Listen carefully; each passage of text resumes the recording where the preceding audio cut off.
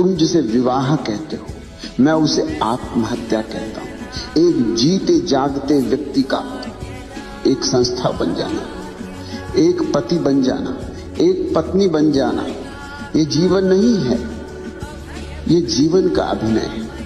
क्या तुमने कभी दूल्हे को घोड़ी पर बैठे हुए गौर से देखा है?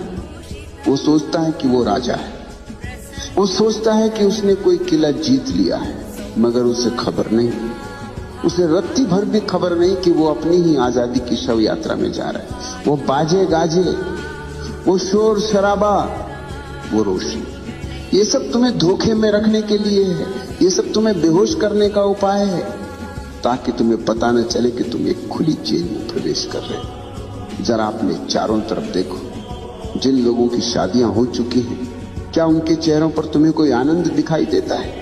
क्या उनकी आंखों में तुम्हें वो चमक दिखाई देती है जो किसी प्रेमी की आंखों में होती? नहीं, वहां सिर्फ थकान है, एक ऊब है, एक बासीपन है।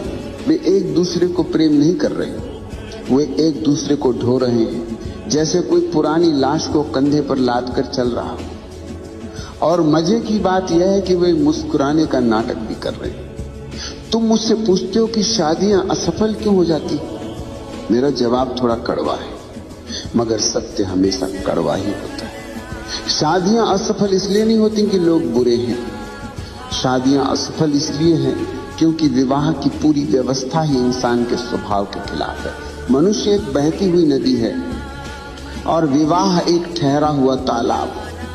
नदी बहती रहे तो साफ रहती, ताजा रहती, रुक जाए तो सड़ जाती है, उसमें कीड़े पड़ जाते हैं, बदबू आने लगती है। आज हर घर से वही बदबू आ रही है, कलह की, संघर्ष की, घुटन की। तुम सोचते हो कि 7 फेरे लेने से, मंत्र पढ़ने से या किसी कागज पर दस्तखत करने से प्रेम पैदा हो जाएगा। कितने नासमझ हो तुम। प्रेम कोई व्यापार नहीं है, प्रेम कोई समझौता नहीं है, मगर तुम्हारा विवाह 100% समझौता है। तुम प्रेम के कारण विवाह नहीं करते, तुम डर के कारण विवाह करते हो। तुम्हें डर है अकेलेपन का, तुम्हें डर है बुढ़ापे का, तुम्हें डर है समाज।